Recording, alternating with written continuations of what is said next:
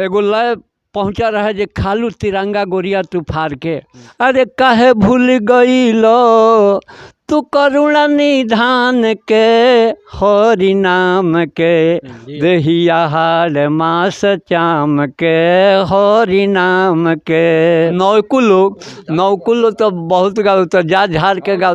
एक जना तो गावत रहा कि खालू तू शेखर जिभिया पर लेकर माल के कर, एगो चुमा जइह दे कर। अरे बाप रे, में रउआ गीत गाई चाहे उहे गाई, तो नीमन आदमी लय उहे गा दी, लेकिन शब्द अपन बढ़िया रखी।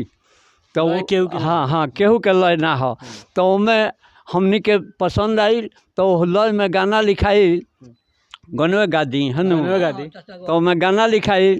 अरे काहे भूल गईलो तू करुणा निधान के, हरि नाम के देहिया हाल मास चाम के, हरि नाम के।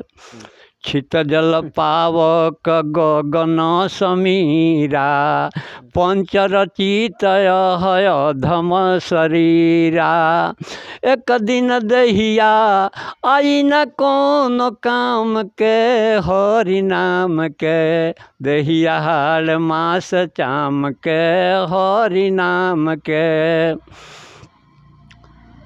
काम क्रोध मोह मद लोभ के हटा के, अकोरा चुंदरिया के रखी हो बचा के, चुनरी के बुझी हो अरे कृष्ण भगवान के, हरि नाम बिंदिया लगई हो कृष्ण भगवान के, हरि नाम के देहिया हाल मास चाम के, हरि नाम के।